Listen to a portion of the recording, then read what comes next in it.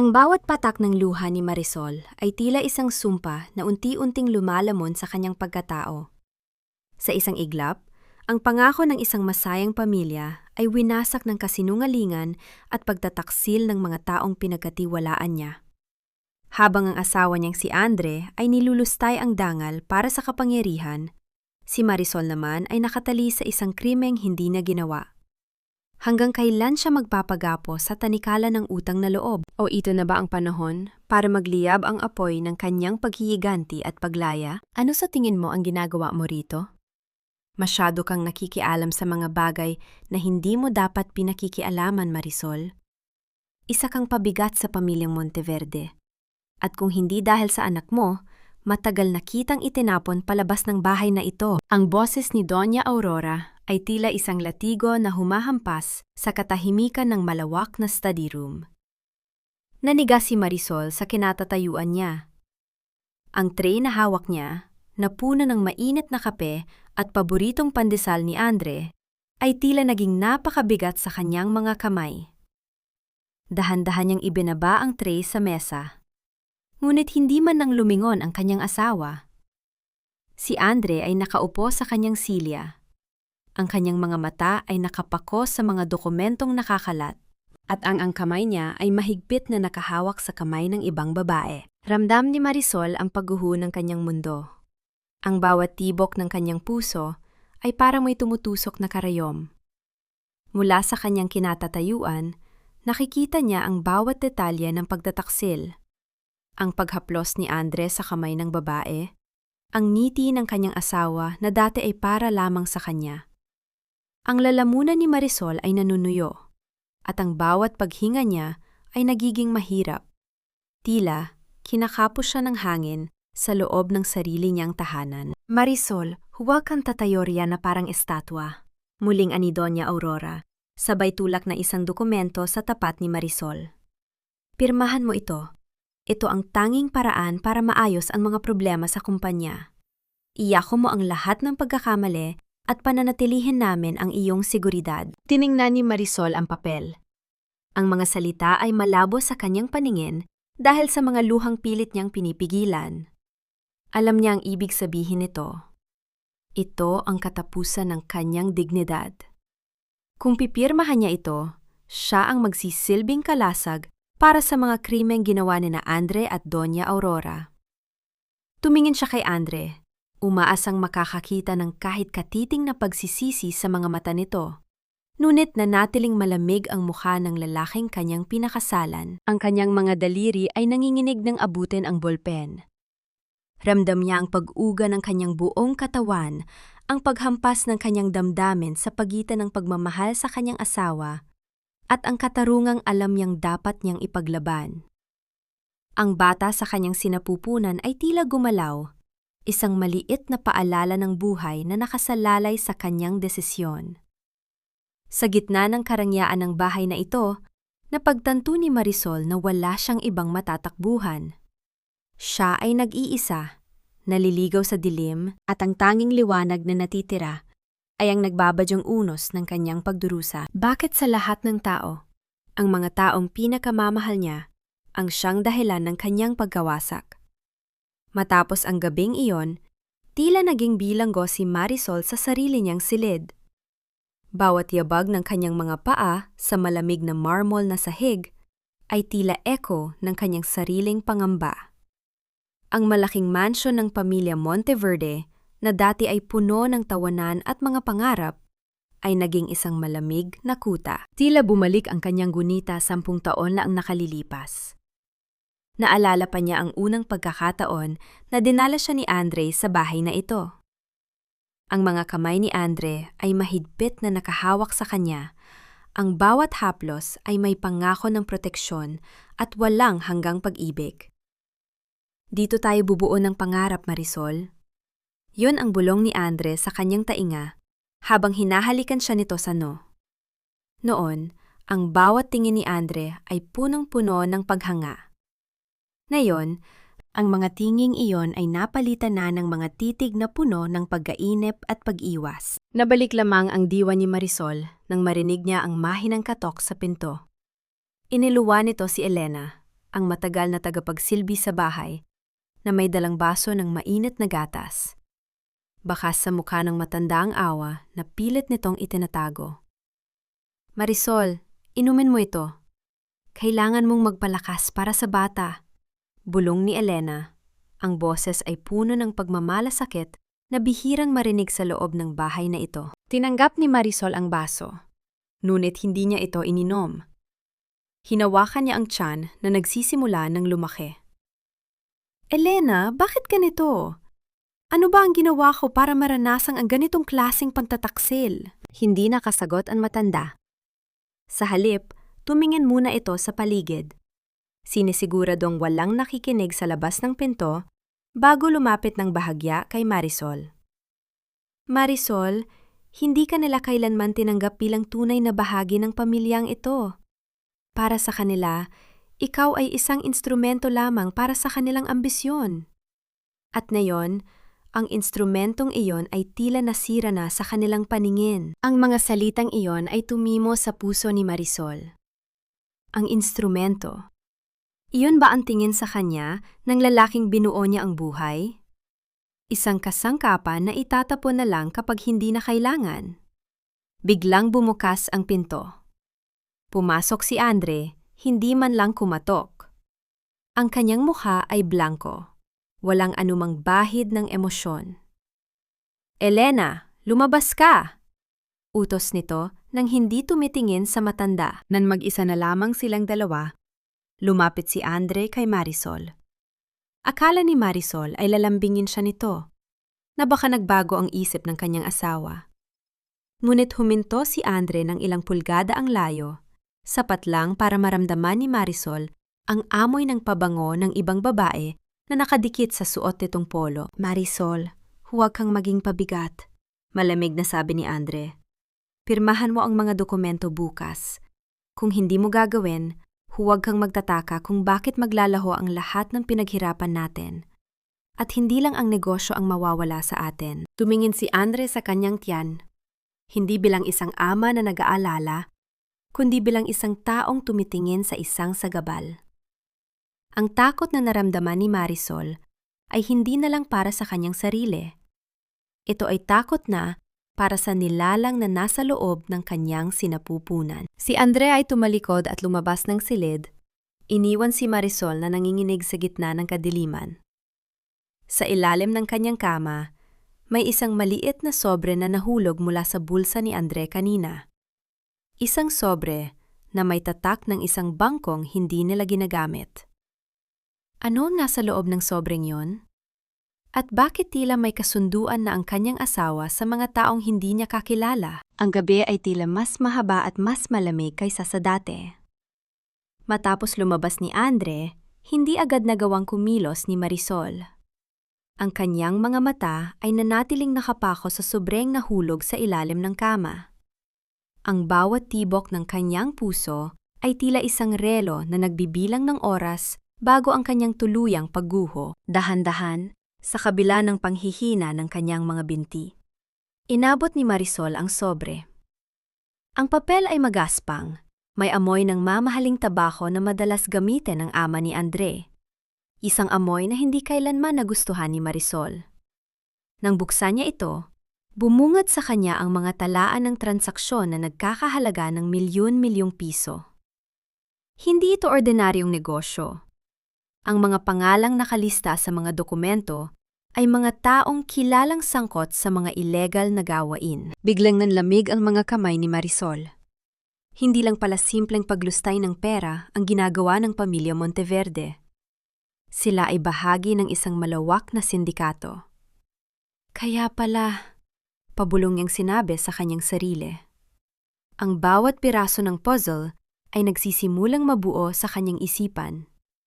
Ang mga biglaang biyahe ni Andre, ang pagbabantay ni Doña Aurora sa bawat galaw niya, at ang takot ng mga tauhan sa mansyon, lahat ay may kinalaman sa madilim na lihim na ito. Hindi niya mapigilang mapahikbi ng tahimik. Paano niya mapoprotektahan ang kanyang anak kung ang mundong ginagalawan nila ay puno ng ganitong uri ng kasamaan? Napayakap siya sa sarili. Sinusubukang pigilan ang panginginig ng kanyang mga balikat. Sa bawat pag-ikot ng hangin sa loob ng silid, tila may mga matang nakamasid sa kanya mula sa dilim. Kailangan niyang makahanap ng paraan. Hindi niya maaring pirmahan ang dokumentong yon dahil yon ang magiging tulay upang maikulong siya sa mga krimen na hindi naman niya ginawa. Ngunit kung hindi niya pipirmahan, ano ang susunod na gagawin ni Andre? Habang nag-iisip, may narinig siyang yabag sa pasilyo. Hindi ito ang mabibigat na hakbang ni Andre, kundi ang marahan at maingat na yabag ni Elena. Bumukas ng bahagya ang pinto. Pumasok ang matanda, dala ang isang maliit na kandila. "Marisol, kailangan nating magmadali," bulong nito. Ang boses ay puno ng kaba. "Narinig ko si Doña Aurora sa telepono. May plano na sila bukas. Pagkatapos mong pumirma, ililipat ka nila sa isang lugar kung saan hindi ka na makakausap ng kahit sino." Nagtagpo ang mga mata nila. Sa mga mata ni Elena, nakita ni Marisol ang panganib. Ngunit nakita rin niya ang isang pambihirang tapang. "Saan ako dadalhin, Elena?" tanong ni Marisol. Ang kanyang boses ay nanginginig, ngunit may bakas ng determinasyon. "Hindi ko alam. Pero kailangan nating kopyahin ang mga dokumentong iyon bago sila bumalik," sagot ng matanda. Sa sandaling iyon, ang takot ni Marisol ay unti-unting napalitan ng isang matinding pagnanais na mabuhay. Hindi na siya ang babaeng sunod-sunuran lamang. Ang kanyang pagmamahal sa kanyang anak ang nagbigay sa kanya ng lakas na hindi niya inakalang nasa loob niya. Dahan-dahan silang lumabas ng silid. Ang bawat hakbang ay parang paglalakad sa ibabaw ng mga babasaging bubog. Ang mansyon ay tahimik, tila isang halimaw na naghihintay ng tamang pagkakataon para manila. Ngunit sa bawat paghinga ni Marisol, isang pangako ang kanyang binitawan sa kanyang sarili. Hindi siya magiging biktima. Pagdating nila sa study room, bumungad sa kanila ang bukas na safe ni Andre. Ang mga dokumento ay nandoon pa, nakalatag sa ibabaw ng mesa. Ngunit bago pa man nila ito maabot, may narinig silang boses mula sa labas ng pintuan. "Sinong nasa loob?" Ang boses ni Doña Aurora ay umalingaw-ungaw sa buong mansyon. Tumigil ang tibok ng puso ni Marisol. Ang boses ni Doña Aurora ay hindi lamang isang tanong. Ito ay isang hatol. Sa bawat segundo ng katahimikang sumunod, ramdam ni Marisol ang pagdikit ng kanyang likod sa malamig na pader ng study room. Hawak niya ang mga dokumento na parang isang sandata, bagaman ang kanyang mga kamay ay halos hindi na maigalaw sa sobrang panginginig. "Elena, itago mo ang sarili mo sa likod ng kortina," bulong ni Marisol. Ang kanyang boses ay isang manipis na hibla ng tapang. Bago pa man makapagtago ang matanda, bumukas ang pinto. Ang ilaw sa pasilyo ay tumama sa mukha ni Doña Aurora, na ngayon ay nakatingin sa kanila ng may matatalim na mga mata na tila may kakayahang bumutas ng kaluluwa. Ang kanyang ngiti ay hindi pala kaibigan. Ito ay isang mapanirang pag-uuyam. "Ano ang ginagawa ng isang buntis at mang isang matandang katulong sa loob ng opisina ng aking anak sa ganitong oras?" tanong ni Doña Aurora. Ang kanyang boses ay mahinahon, ngunit ang bawat salita ay may dalang panganib na mas matalim pa sa anumang patalim. Hindi nakapagsalita si Marisol. Ang kanyang mga mata ay nanatiling nakatingin sa mga dokumentong hawak niya. Alam niyang kapag nakita ito ng Donya, wala nang atrasan ang lahat. "Marisol, ibigay mo sa akin ang mga papel na yan," utos ng matanda, habang dahan-dahang lumalapit. Ang bawat hakbang nito ay sinasabayan ng tunog ng kanyang mga mamahaling sapatos na tumatama sa sahig. Isang ritmo na tila nagbibilang ng nalalapit na katapusan ni Marisol. "Hindi," sagot ni Marisol. Ang boses niya ay hindi na nanginginig. Sa halip, ito ay puno ng isang uri ng lamig na siya mismo ay hindi inakalang kaya niyang ilabas. "Alam ko ng lahat, Doña Aurora. Ang mga transaksyon, ang mga peking negosyo. Ginamit ninyo ako para pagtakpan ang inyong mga krimen." Tumawa si Doña Aurora, isang tawa na walang tunay na kagalakan. At sa tingin mo, sino ang paniniwalaan ng mga tao? Ang isang babaeng walang pangalan o ang pamilyang Monteverde na nagpapatakbo ng industriya ng syudad na ito? Lumapit pa ang Donya hanggang sa maramdaman ni Marisol ang mainit na hininga nito. Hinablot ng Donya ang mga papel mula sa kamay ni Marisol, ngunit hindi ito binitawan ni Marisol. Nagkaroon ng sagupaan, isang marahas na paghila na nagdulot ng pagkagulat sa mukha ng Donya. "Wala kang laban sa amin, Marisol," sigaw ng Donya. Sa gitna ng kaguluhan, narinig nila ang pagbukas ng pinto sa ibaba. Ang yabag ni Andre. Ang takot ay bumalik sa puso ni Marisol, hindi para sa sarili, kundi para sa anak na nasa kanyang sinapupunan. Kung makikita siya ni Andre na lumalaban sa kanyang ina, alam niyang hindi na siya tatantanan ng mga ito. "Elena, tumakbo ka na!" sigaw ni Marisol habang itinutulak ang Donya palayo sa kanya. Nagkaroon ng pagkakataon si Marisol na makalabas ng pinto, ngunit paglabas niya, pumungad sa kanya ang malamig na titig ni Andre. Ang asawang akala niya ay kakampi niya ay nakatayo doon. Ang kanyang mga mata ay puno ng galit at pagtataksil. "Marisol, anong ginagawa mo sa aking ina?" tanong ni Andre habang unti-unting lumalapit. Ang kanyang mukha ay hindi nagpapakita ng anumang pag-aalala, kundi isang desisyon na tila matagal na niyang binuo. Sa sandaling iyon, napagtanto ni Marisol na wala na siyang asawang matatawag. Ang lalaking nasa harap niya ay isa ng estrangero, isang tao na handang itapon ang lahat, kasama na ang kanilang pamilya, para sa kanyang sariling kaligtasan. Ang katahimikan sa pasilyo ay tila mas matalim pa sa anumang talim. Nakatayo si Andre sa harap ni Marisol. Ang kanyang anyo ay isang pader na hindi kayang tibagin. Sa likod niya, narinig ni Marisol ang marahas na paghinga ni Doña Aurora, na ngayon ay ayos na ang buhok, ngunit punong-puno ng pot ang mga mata. "Andre, sabihin mo sa kanya," hamon ni Doña Aurora, ang boses ay nanginginig sa galit. "Sabihin mo sa kanya na wala siyang halaga sa pamilyang ito. Sabihin mo na siya ay isa lamang binitiwang pagkakamali." Tumingin si Andre kay Marisol. Ang mga mata ng lalaking minsan niyang hinandugan ng lahat ay wala ng kahit katiting na init. "Marisol?" panimula ni Andre. Ang boses ay formal, tila nakikipag-usap sa isang empleyadong sisantihin. "Pirmahan mo ang mga dokumento. Pagkatapos, umalis ka. Huwag mo nang hintayin na ipakaladkad pa kita palabas ng mansyon na ito." Ang bawat salita ay parang isang hampas sa dibdib ni Marisol. Umalis? Ito ang tahanan na inakala niyang magiging saksi sa paglaki ng kanilang anak. "Hindi ako aalis ng walang dala," sagot ni Marisol. Ang boses ay pilit na pinatatatag.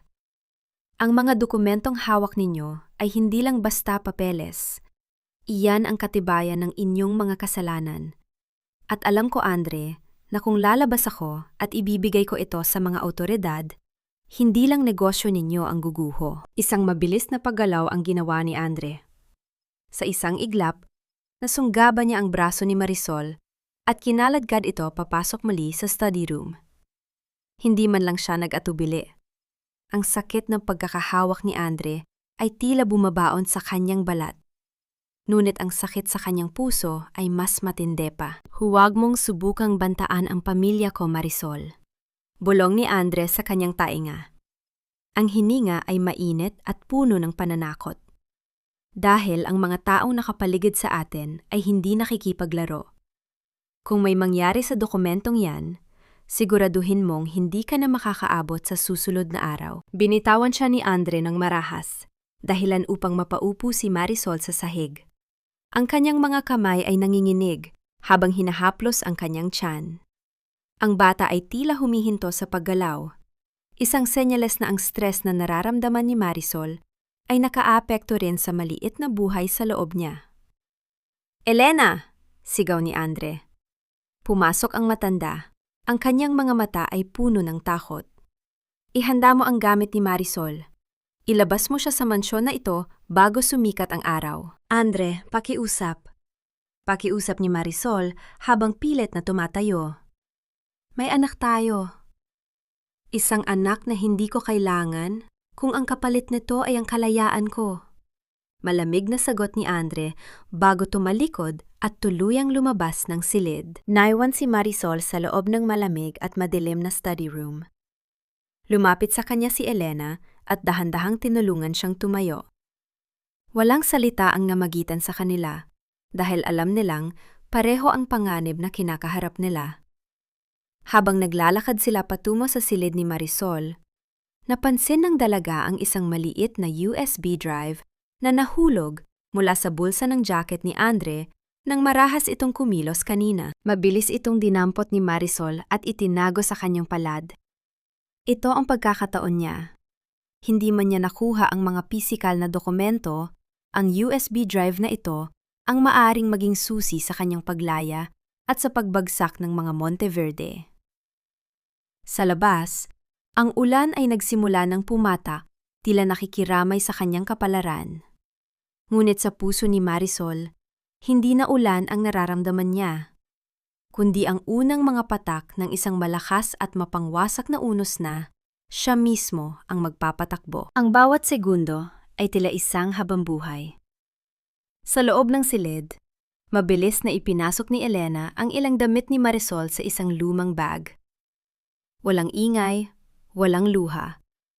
Ang tanging naririnig lamang ay ang malakas na pagbuhos ng ulan sa labas ng bintana na tila nagsisilbing kortina upang itago ang kanilang lihim na paglisan. Marisol, huwag kang lilingon, bulong ni Elena habang inaabot ang susi ng likurang pintuan. May sasakyan na naghihintay sa labas.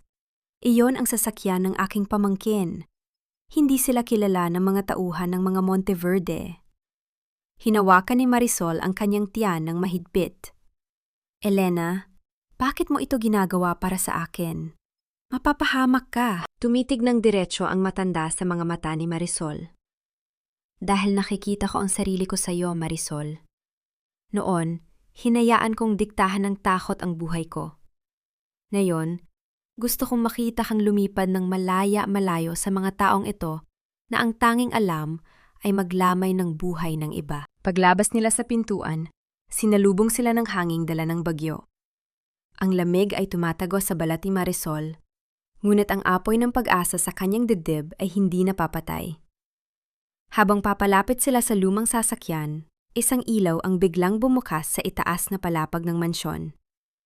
"Hinto!" Isang boses ang umalingaw-ngaw mula sa itaas. Si Andre. "Elena, takbo!" Sigaw ni Marisol.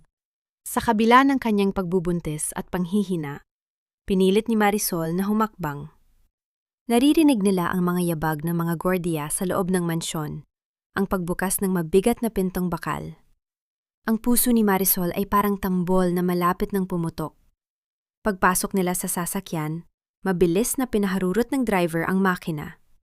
"Hindi sila makakalayo!" Sigaw ni Andre mula sa beranda. Ngunit ang malakas na ulan at kulog ay nilunod ang kanyang boses. Habang papalayo ang sasakyan, nilingon ni Marisol ang mansyon. Ang lugar na minsang tinawag niyang tahanan, ang lugar na nagtangkang pumatay sa kanyang kaluluwa. Sa kanyang palad, mahigpit niyang hinawakan ang USB drive. Iyon ang kanyang tiket para sa hustisya. "Saan tayo pupunta?" tanong ni Elena. Ang boses ay nanginginig sa kaba.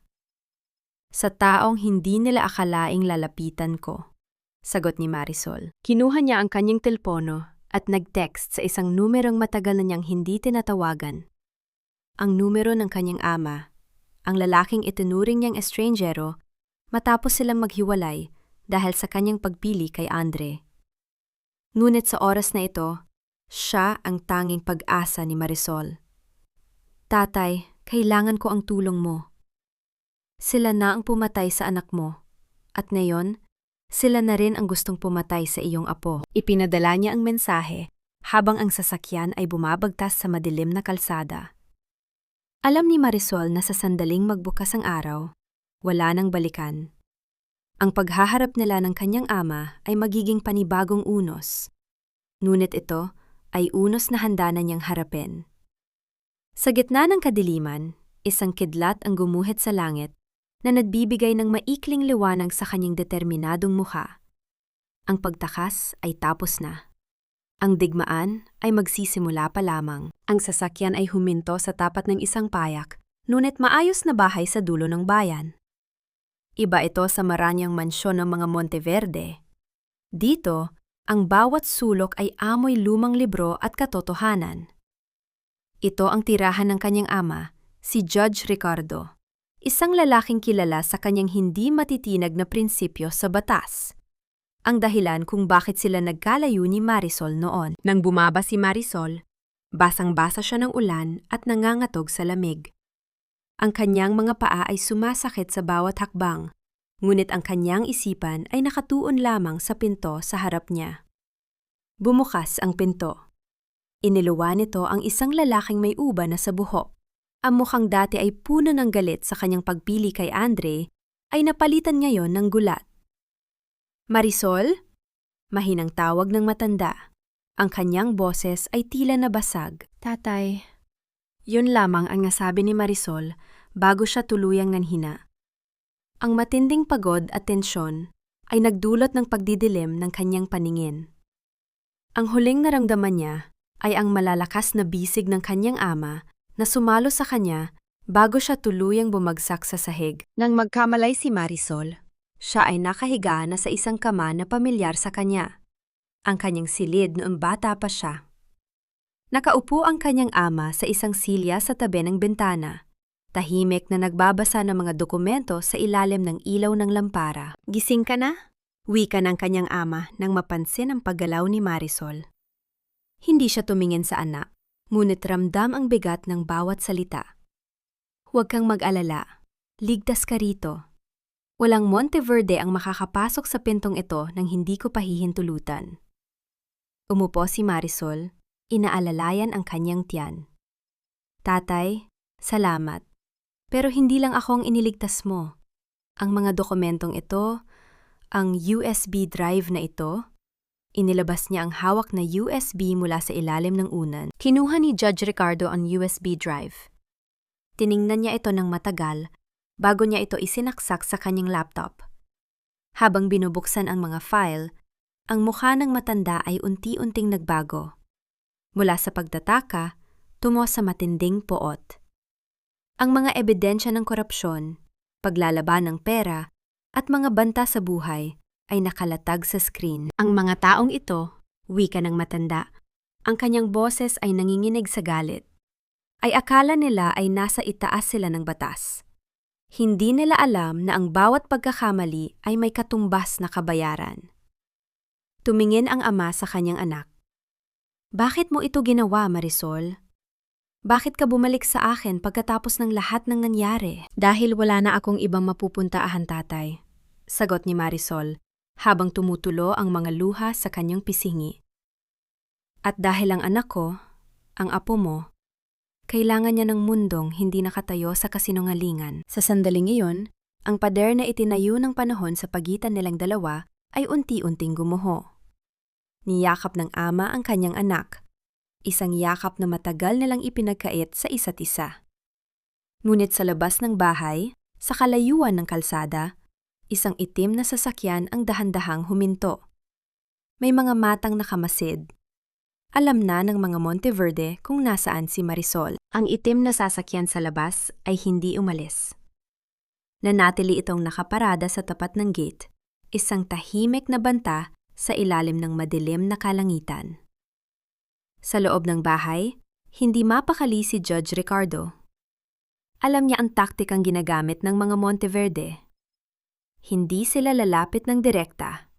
Maghihintay sila ng pagkakataon na umatake sa paraang magmumukhang aksidente. Marisol, hindi tayo maaring manatili rito ng matagal.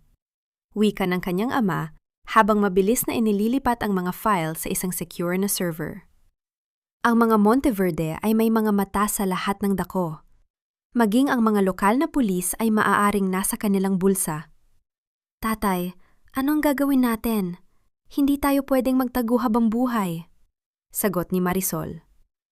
Ang kanyang mga kamay ay nasa kanyang tiyan, pilit na pinapakalma ang kanyang sarili para sa kapakanan ng kanyang anak. Hindi tayo magtatago, tugon ng hukom. Ang kanyang mga mata ay nagniningning sa determinasyon. Mag-iipon tayo ng sapat na puwersa. Ang USB na ito ay sapat na para maglabas ng warrant, ngunit kailangan ko ng mas matibay na testimonya. Kailangan natin ng isang taong mula sa loob ng mansyon na handang tumistigo. Naalala ni Marisol si Elena. Si Elena, tatay. Siya ang tanging nakakaalam ng lahat ng kanilang mga transaksyon sa loob ng mansyon. Pero nasaan na kaya siya ngayon? Hahanapin natin siya, pangako ng kanyang ama. Ngunit ngayon, kailangan mong magpahinga. Bukas, magtutungo tayo sa lungsod. May mga kasamahan ako sa media at sa ahensya ng gobyerno na hindi kayang bilhin ng pera ni Doña Aurora. Habang sinusubukang matulog ni Marisol, hindi niya maiwasang makaramdam ng takot. Sa bawat pagpikit ng kanyang mga mata, nakikita niya ang mukha ni Andre, ang lalaking minahal niya ng buong puso, na ngayoy handa siyang tapusin. Ngunit sa ilalim ng takot na yon, may isang bagong damdamin na sumisibol, ang pagkamuhi sa kawalan ng katarungan. Hindi na siya ang Marisol na nagmamakaawa. Siya na ngayon ang boses ng katotohanan. Samantala, sa loob ng mansyon ng mga Monteverde, isang tensyonadong eksena ang nagaganap. Nasaan ang USB? Sigaw ni Doña Aurora. Itinapon ang isang mamahaling plorera sa sahig. Ang tunog ng nababasag na porselana ay umalingaw-ngaw sa buong mansyon. Kung mailalabas ni Marisol ang ebidensyang iyon sa publiko, tayong lahat ang mabubulok sa bilangguan. Si Andre ay nakatayo sa bintana, nakatingin sa kadiliman. Ang kanyang muka ay puno ng tensyon. Huwag kang mag-alala, Ma. Alam ko kung nasaan siya. At sisiguraduhin ko na bago pa man siya makapunta sa sinumang otoridad, ang ebidensyang iyon ay mawawala kasabay niya. Ang plano ni Andre ay malinaw. Isang madilim at malupit na hakbang. Sa labas ng bahay ni Judge Ricardo, ang mga anino ay unti-unting lumalapit. Ang bagyo ay humupa na, ngunit ang tunay na unos ay magsisimula pa lamang sa pagbukas ng araw. Madaling araw pa lamang na magising si Marisol. Ang paligid ay nababalot pa ng asul na liwanag at ang tanging naririnig ay ang mahinang pagaspas ng mga dahon sa labas. Hindi siya nakatulog ng maayos. Ang bawat tunog ng pagaspas ng sanga sa bintana ay nagpapabilis ng tibok ng kanyang puso. Lumabas siya ng silid patungo sa kusina. Balak sana ay kumuha ng tubig. Ngunit sa paglalakad niya, narinig niya ang boses ng kanyang ama na kausap ang isang tao sa telepono. Hindi maari, Hepe. Kailangan ko ng proteksyon para sa aking anak. Hindi sila basta-basta magpapatigil. Boses ni Judge Ricardo na bakas ang pagod. Oo, dadalhin ko siya sa National Bureau of Investigation sa oras na sumikat ang araw. Ihanda ninyo ang mga agents. Hindi pa man natatapos ang tawag, biglang nakarinig si Marisol ng kalansing ng metal sa labas, ang tunog ng gate na dahan-dahang binubuksan. Hindi ito ang tunog ng hangin. Ito ay tunog ng tao. Tatay! Tawag ni Marisol. Ang boses ay sapat lang para marinig ng ama. Mabilis na ibinaba ni Judge Ricardo ang telepono. Lumapit siya kay Marisol at hinawakan ang braso nito. Marisol, pumasok ka sa tagong silid sa likod ng library. Huwag kang lalabas hanggat hindi ko tinatawag ang pangalan mo. Pero tatay, gawin mo ang sinasabi ko, mariing utos ng ama. Hindi pa man nakakapagtago si Marisol nang makarinig sila ng isang malakas na tunog mula sa pintuan sa harap. Parang may pumuwersa rito. Ang bawat pagtatangka ng mga Monteverde ay hindi na palihim. Sila ay dumating para tapusin ang lahat. Mula sa puwang ng pinto ng library, nakita ni Marisol ang mga lalaking nakaitim na sumugod sa loob. Ang kanilang mga mukha ay nakatago sa likod ng mga maskara. Si Judge Ricardo ay nakatayo sa gitna ng sala. Ang kanyang paninindigan ay hindi natitinag, kahit na nakatutok sa kanya ang mga sandata. Ricardo, ibigay mo ang USB. Ani ng isang boses na pamilyar kay Marisol. Si Andre. Nakatayo ito sa likuran ng mga lalaki. Ang kanyang mga mata ay nagbabaga sa galit. Hindi ko alam kung anong pinagsasabi mo, Andre. Sagot ng matanda nang may himig ng paghamon. Ang tanging alam ko ay ang pagbagsak ninyong mag-iina. Papatayin kita, Ricardo, banta ni Andre. Sabay hudyat sa kanyang mga tauhan na lumapit. Sa loob ng tagong silid, si Marisol ay nanginghinig. Ang kanyang kamay ay nakahawak sa isang mabigat na estatwa sa loob ng library.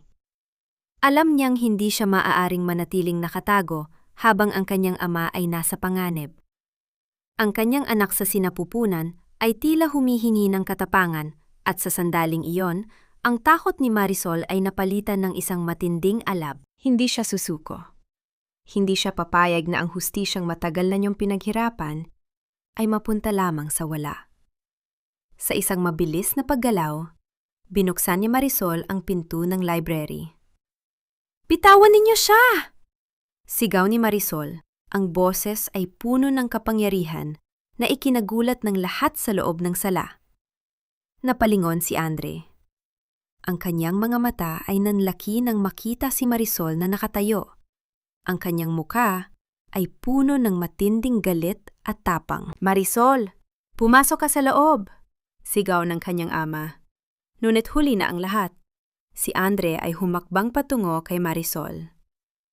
"Marisol, huwag kang maging tanga. Hindi mo alam ang ginagawa mo." "Alam ko, Andre," sagot ni Marisol. Ang kanyang mga mata ay hindi kumukurap. Ang tanging tanga rito ay ang taong naniniwalang magtatagumpay ang kasamaan gamit ang karahasan. Ang sala ay naging entablado ng isang tensyonadong pagtatagpo na magtatakda ng kapalaran ng lahat. Ang bawat segundo sa loob ng sala ay tila isang nakabiting patalim. Si Andre ay huminto ng ilang hakbang mula kay Marisol. Ang kanyang mga mata ay nagtatagisan ang emosyon, paghanga, pagkagulat, at ang luma niyang kasakiman. "Marisol, ibigay mo sa akin ang USB," pagbabanta ni Andre. Sabay kumpas sa kanyang mga tauhan na huwag munang kumilos. "Huwag mong hayaang madamay ang bata sa gulong ito. Hindi mo alam ang kaya nilang gawin sa'yo." "Ang bata? Ngayon mo lang naalalang bata, Andre?" Tumawa si Marisol, isang tawang puno ng pait. "Noong ipinagkanulo mo ako sa ina mo, noong ginawa mo akong pain para sa mga krimen mo, naisip mo ba ang bata? Ang tanging iniisip mo ay ang sarili mong kaligtasan." Biglang nagbago ang mukha ni Andre. Nawala ang pagiging mapagkunwari, napalitan ito ng tunay na kadiliman. "Tama ka. Ang mahalaga ay ang pera at ang pangalan ng mga Monteverde. At walang sinuman, kahit ang asawa ko, ang makakahadlang doon." Sa isang mabilis na iglap, sumenya si Andre sa kanyang mga tauhan. Ngunit bago pa man sila makahakbang, isang malakas na tunog ng sirena ang bumasag sa katahimikan ng madaling araw. Ang mga ilaw ng sasakyan ng pulis ay nagsimulang magningning sa labas, nagbibigay ng matinding liwanag sa loob ng sala. "Hindi ka nag-iisa, Andre," wika ni Judge Ricardo habang dahan-dahang tumatayo. "Inaasahan ko na ang pagdating ninyo." Ang mga ahente ng NBI ay nasa labas na. Namutla si Andre. Ang kanyang mga tauhan ay nag-aalangan, tumitingin-tingin sa labas at sa kanilang amo. Si Doña Aurora, na kanino pa nakatago sa sasakyan sa labas, ay bumaba at sumugod sa loob. Ang kanyang muka ay halimaw sa sobrang galit. "Anong ginagawa ninyo? Hulihin ninyo sila!" Sigaw ng Donya. Hindi alintana ang mga pulis na unti-unti nang pumapasok sa bahay, ngunit huli na ang lahat. Ang boses ni Doña Aurora ay na-record ng isang maliit na device na itinago ni Judge Ricardo sa kanyang kwelyo. Ang mga pag-amin at pagbabanta ng mag-ina ay narinig ng lahat ng mga opisyal na pumasok. "Doña Aurora Monteverde at Andre Monteverde, kayo ay nasa ilalim ng aresto para sa kasong korupsyon, money laundering at banta sa buhay," anunsyo ng hepe ng mga pulis. Gumuho ang lahat para sa pamilyang Monteverde. Si Doña Aurora ay nagsimulang magwala, sumisigaw ng mga sumpa at pagbabanta na lalo lamang nagpatibay sa kaso laban sa kanila. Si Andre naman ay nakatayo lamang. Ang kanyang mga balikat ay bumagsak. Ang maskara ng kapangyarihan ay tuluyan ng napunit. Tumingin si Andre kay Marisol. Ang kanyang mga mata ay puno ng pagsisisi na hindi na magbubunga ng anumang kabutihan. Marisol? Patawad. Hindi sumagot si Marisol. Tumingin siya sa kanyang ama at sa unang pagkakataon, pagkatapos ng mahabang panahon, nakaramdam siya ng tunay na kapayapaan. Ang bagyo ay natapos na, at ang liwanag ng umaga ay nagsisimulang sumilip sa bintana, nagbibigay ng pag-asa sa panibagong simula. Ngunit alam ni Marisol na hindi rito nagtatapos ang lahat. Ang paghilom ay isang mahabang proseso, at ngayon, ang kanyang tanging prioridad ay ang buhay na nasa loob ng kanyang sinapupunan. Ang mga sumunod na araw ay parang isang malabong panaginip. Ang mansyon ng mga Monteverde, na dati ay simbolo ng kapangyarihan at karangyaan, ay nababalot na ngayon ng dilaw na tape ng mga pulis. Ang pangalan ng pamilya, na dati ay iginagalang at kinatatakutan, ay naging bukang-bibig na ng mga balita para sa lahat ng maling dahilan. Si Marisol ay nanatili sa piling ng kanyang ama. Sa bawat araw na lumilipas, unti-unting bumabalik ang sigla sa kanyang mga mata, bagaman hindi pa rin nawawala ang mga gabi kung saan napupukaw siya ng mga masamang panaginip. Ang paghilom, tulad ng sinabi ng kanyang ama, ay hindi nakukuha sa isang iglap. Ito ay parang sugat na kailangang linisin at alagaan upang hindi muling maimpeksyon. Isang hapon, habang nakaupo siya sa hardin ng kanyang ama, dumating si Elena. Ang matanda ay nagbitiw na sa trabaho at piniling manatili sa isang maliit na apartment sa lungsod. "Marisol," tawag ng matanda habang iniaabot ang isang maliit na kahon. "Ito ang mga gamit na naiwan mo sa mansyon. Akala ko ay gusto mo nang itapon, pero naisip ko na baka kailanganin mo pa." Binuksan ni Marisol ang kahon. Sa loob nito ay ang mga gamit na dating niyang pinahalagahan, ang singsing na ibinigay ni Andre, ang mga litrato ng kanilang mga unang buwan, at ang mga lumang sulat. Tiningnan niya ang singsing, ang simbolo ng isang pangakong naging kasinungalingan. Dahan-dahang kinuha ni Marisol ang singsing at inilagay ito sa loob ng kahon. Hindi na ito ang singsing na sumisimbolo sa kanyang buhay. Ito na lamang ay isang alaala ng nakaraan na dapat nang bitiwan. "Salamat, Elena. Pero sa tingin ko, hindi ko na kailangan ng mga ito. Ang mahalaga ay ang hinaharap, hindi ang nakaraan." "Tama ka," sagot ni Elena habang hinahaplos ang kamay ni Marisol. "Ang mahalaga, malaya ka na." Sa loob ng bilangguan, isang huling paghaharap ang naganap. Pinayagan si Marisol na bisitahin si Andre. Sa kabila ng lahat ng nangyari, nais niyang magkaroon ng sariling closure. Nakatayo si Andre sa likod ng salamin. Ang kanyang muka ay payat at bakas ang pagod. Wala na ang mamahaling suit, wala na ang kayabangan. "Bakit ka nandito, Marisol?" tanong ni Andre. Ang kanyang boses ay mahina, halos pabulong. "Para sabihin sa iyo na pinatawad na kita," sagot ni Marisol ng buong katapatan.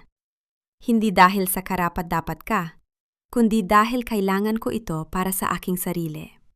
Para sa anak natin, na hindi dapat lumaki na may dalang poot." Natigilan si Andre.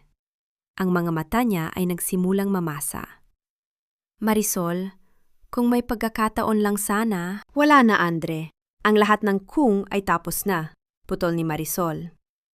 Tumalikod siya at naglakad palayo. Hindi na siya lilingon. Sa bawat hakbang niya palayo sa kulungan, naramdaman niya ang unti-unting paggaan ng kanyang pasanin. Ang langit ay bughaw at malinaw. Tila sumasalamin sa bagong buhay na naghihintay sa kanya. Ang paghihirap ay nagsilbing lupa upang magpatubo ng isang mas matatag na Marisol. Isang babaeng hindi na natatakot sa bukas dahil alam niyang ang tunay na lakas ay hindi nagmumula sa ibang tao, kundi sa kanyang sariling kakayahang magpatawad at magpatuloy. Lumipas ang ilang buwan.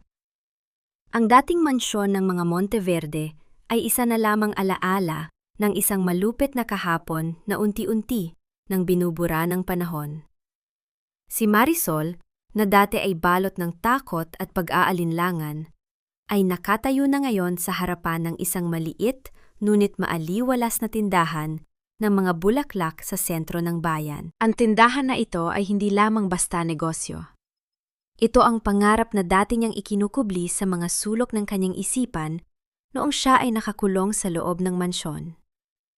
Ngayon, sa tulong ng kanyang ama na si Judge Ricardo na naglaan ng puhunan mula sa mga naipon nito, ang pangarap na yon ay naging katotohanan. Ang gaganda ng mga sunflowers, Marisol, wika ng isang regular na customer, isang matandang babae na madalas niya makausap. Parang ikaw, kahit gaano kadilim ang gabi, laging nakaharap sa liwanag. Napangiti si Marisol. Hinaplos niya ang kanyang tiyan na ngayon ay kapansin-pansin na ang laki. Ang sanggol ay madalas na sumisipa, tila nakikilahok sa saya ng kanyang ina. "Salamat po, Aling Nena," sagot niya. Biglang pumasok sa tindahan si Elena. May dalang mga sariwang rosas. Ang matanda ay masigla at wala ng bakas ng pagod na dati niyang dinadala sa mansyon. "Marisol, may naghihintay sa iyo sa labas. Si tatay mo, kasama ang mga kaibigan niya sa batas. Handa na raw ang lahat para sa hearing bukas." Tumango si Marisol. Ang kaso laban sa mga Monteverde ay nasa huling yugto na. Bagaman hindi na niya kailangang dumalo sa lahat ng pagdinig, ang kanyang pahayag ay naging susi upang tuluyang mapagtibay ang hustisya. Hindi na siya natatakot. Hindi na siya ang babaeng nagtatago. Siya na ang babaeng nagpapatotoo. Habang naglalakad siya palabas ng tindahan, huminto siya sandali at tumingin sa malayo. Nakita niya ang isang grupo ng mga bata na nagtatakbuhan sa plaza, masaya at walang inaalala. Naalala niya ang kanyang anak. Ano kaya ang itatawag niya rito? Marahil ay isang pangalang sumisimbolo sa lakas. Pag-asa. Magiging maayos ang lahat, bulong niya sa kanyang sarili. Sa mga sandaling iyon, ang kanyang ama ay lumapit at inakbayan siya. "Ipinagmamalaki kita, anak, hindi lang dahil sa hustisya, kundi dahil sa kung sino ka na ngayon. Ang pagpatawad mo sa kanila ay hindi kahinaan. Iyon ang pinakamataas na uri ng pagtatagumpay." Tiningnan ni Marisol ang kanyang ama. Ang ugnayang dati ay basag na basag, ngayon ay buo na at mas matibay pa kaysa dati. Ang mga pagkakamali ng nakaraan ay naging tulay upang maunawaan nila ang halaga ng bawat isa. Sa gabi, bago siya matulog, nakatanggap siya ng isang sulat. Mula ito kay Andre. Hindi na ito isang banta. Ito ay isang maikling sulat na humihingi ng tawad sa huling pagkakataon, na nagsasabing tinatanggap na niya ang kanyang parusa at handa na siyang magbago sa loob ng rehas. Hindi na kailangan ni Marisol na sumagot. Ang sulat ay sapat na. Isang pagkilala na ang kasamaan ay hindi nagtatagumpay sa huli. Humiga si Marisol sa kanyang kama. Dinama ang bawat pintig ng buhay sa kanyang sinapupunan. Sa labas, ang mga bituin ay nagkikislapan, tila mga saksi sa isang buhay na nagwagi laban sa unos. Alam niyang bukas ay panibagong araw at handa na siyang harapin ito. Hindi bilang isang biktima, kundi bilang isang ina at isang babaeng malaya. Ang araw ng hatol ay hindi madilim. Sa katunayan, ang sikat ng araw sa loob ng bulwagan ng hukuman ay tila nagbibigay ng liwanag sa bawat sulok ng silid, na para bang pati ang hustisya ay gustong masaksihan ang katotohanan. Nakaupo si Marisol sa unang hanay, kasama ang kanyang ama na si Judge Ricardo. Bagaman siya ang biktima, ang kanyang tindig ay hindi nagpapakita ng takot. Ito ay tindig ng isang babaeng nakatayo sa panig ng katotohanan. Sa kabilang panig, nakaupo sina Doña Aurora at Andre. Wala na ang mamahaling alahas at ang mapagmataas na ngiti ng Donya. Ngayon, siya ay mukhang matanda, pagod at ang kanyang mga mata ay puno ng pagkabalisa. Si Andre naman ay nakayuko, hindi na tumitingin sa paligid. Nang pumasok ang hukom, tumahimik ang buong silid. Bawat salitang binibigkas ng hukom ay parang martilyong tumitibok sa pandinig ng lahat. Matapos ang masusing pagsusuri sa mga ebidensya, dokumento at testimonya, ang korte ay nagpapasya. Sandaling tumigil ang hukom. Ang tibok ng puso ni Marisol ay huminto, ngunit ang kanyang isipan ay nanatiling kalmado. Tumingin siya sa kanyang tiyan. Para sa iyo ito, anak, bulong niya sa kanyang sarili, na sina Doña Aurora Monteverde at Andre Monteverde ay napatunayang nagkasala sa mga kasong ipinapataw sa kanila. Ang hustisya ay dapat manaig para sa mga biktima ng kanilang kasakiman. Ang naging sentensya ay matagal na pagkakakulong. Habang binabasa ang hatol, isang malakas na sigaw ng pagprotesta ang pinakawala ni Doña Aurora. Ngunit agad siyang pinigilan ng mga gwardiya. Si Andre, sa kabilang banda, ay nanatiling tahimik, tumanggap sa kanyang kapalaran. Bago siya ilabas ng silid, lumingon siya kay Marisol sa huling pagkakataon. Walang sinabi si Andre, ngunit ang kanyang mga mata ay tila humihingi ng patawad na hindi na kayang ibigay ng pagkakataon. Paglabas ng korte, sinalubong si Marisol ng malamig na hangin ng hapon. Ngunit para sa kanya, ito ang pinakamainit na hanging naramdaman niya. Sa wakas, ang tanikala ng nakaraan ay tuluyang naputol. Ang mga Monteverde ay hindi na bahagi ng kanyang kinabusasan. Tapos na Marisol, wika ng kanyang ama habang inaalalayan siya sa paglalakad. Oo tatay, tapos na, sagot ni Marisol. At ang susunod na kabanata ay sa akin na. Pagdating nila sa bahay, sinalubong sila ni Elena na may dalang mga gamit pang sanggol. Ang bawat gamit ay maingat na inihahanda. Mga saplot na puti, mga maliliit na sapatos, at mga laruang gawa sa kahoy. Ang bahay na dati ay tahimik, ngayon ay puno na ng pangako ng buhay. Habang gabi na, tumingin si Marisol sa kanyang bintana. Ang mga bituin ay nagigislapan, tila mga saksi sa kanyang pagbabago. Mula sa pagiging biktima, naging mandirigma siya, at ngayon, siya ay magiging isang ina. Ang nakaraan ay hindi na isang pabigat, kundi isang aral na naghubog sa kanya. Ang susunod na mga buwan ay magiging mahirap. Lalo na't siya ay mag-isang magpapalaki sa kanyang anak. Ngunit hindi siya natatakot. Dahil alam niya na sa loob ng kanyang sarili, may isang lakas na hindi kailanman kayang alisin ng sinuman. Ang hustisya ay hindi lamang sa korte nakakamit. Ito ay nakakamit sa bawat desisyon nating mamuhay. Nang tama, nang may dangal, at nang may pag-asa. Lumipas ang mga buwan na tila isang mahinahong agos ng ilog. Ang bawat araw para kay Marisol ay hindi na tungkol sa pagtatago o pagtakas, kundi tungkol sa paghahanda para sa isang bagong buhay.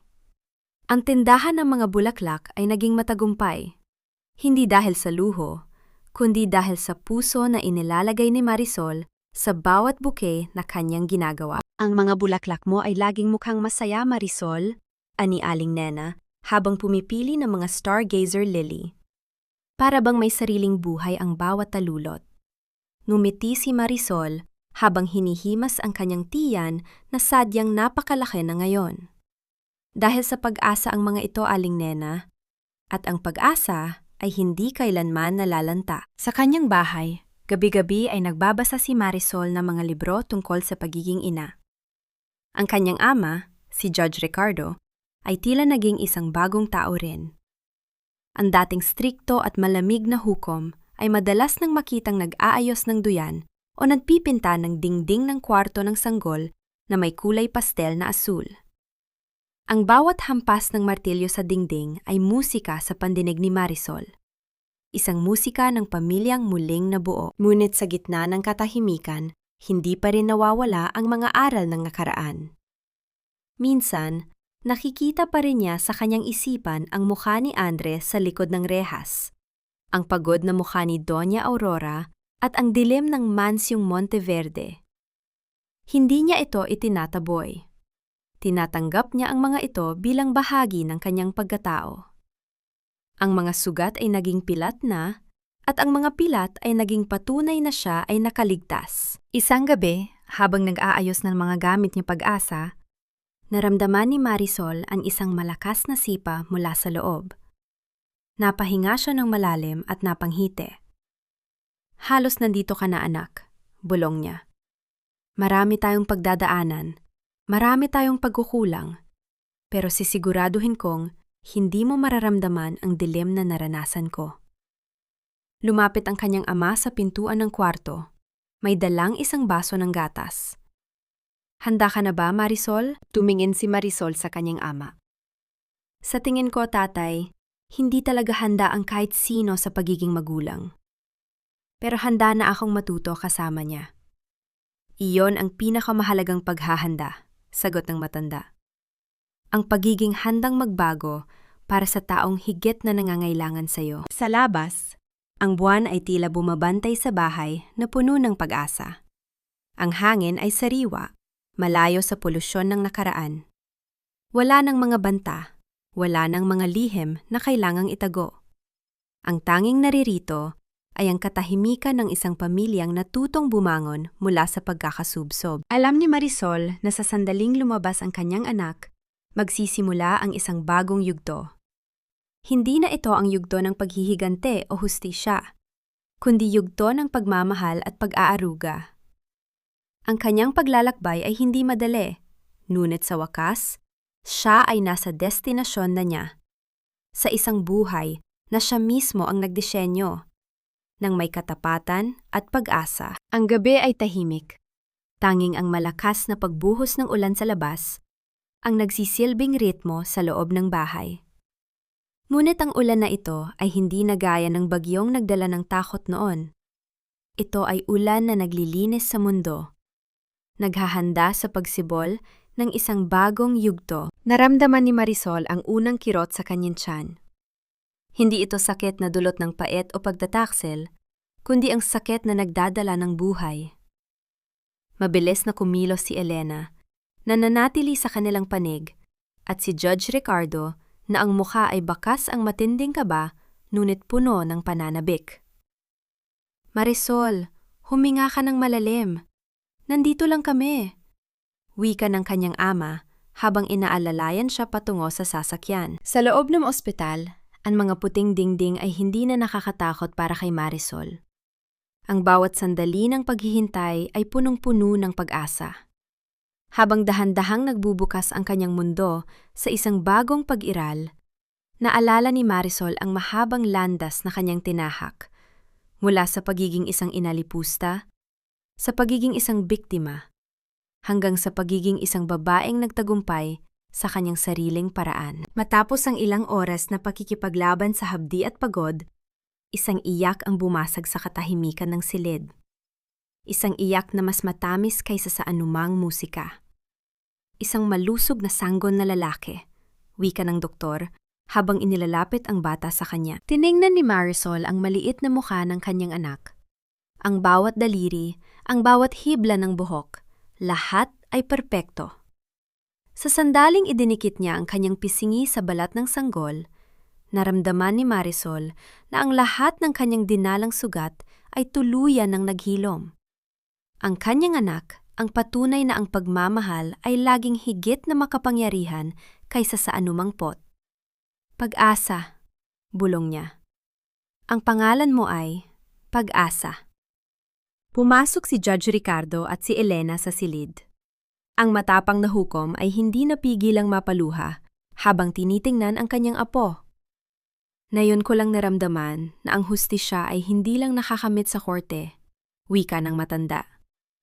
"Nakakamit ito sa mga sandaling tulad nito, sa kapayapaan at pag-ibig. Walang mga Monteverde na sumisira sa kanyang araw. Walang mga lihim na kailangang itago. Ang tanging narito ay ang katotohanan ng isang pamilyang binuo mula sa mga basag na piraso ng nakaraan." Habang hinihimas ni Marisol ang maliit na kamay ni Pag-asa, alam niyang hindi na niya kailangang balikan pa ang kahapon. Ang bawat hinanakit, ang bawat pait, at ang bawat luhang pumatak ay naging puhunan para sa araw na ito. Si Marisol ay hindi na lamang isang biktima. Siya ay isang ina, isang mandirigma, at higit sa lahat, isang babaeng nahanap ang kanyang tunay na halaga. Sa labas ng bintana, ang mga ulap ay nagsisimula ng humawi, at ang unang sinag ng araw ay tumatama sa silid. Isang bagong simula ang naghihintay, at sa bawat paghinga ni Pag-asa, nararamdaman ni Marisol ang init ng isang kinabukasang puno ng liwanag. 5 taon ang nakalipas. Ang harden sa likod ng bahay ni Judge Ricardo ay puno ng mga sunflower na kasing sigla ng batang tumatakbo sa damuhan. "Nanay, tignan mo! Ang laki na ng inaalagaan nating bulaklak!" Sigaw ng batang si Pag-asa.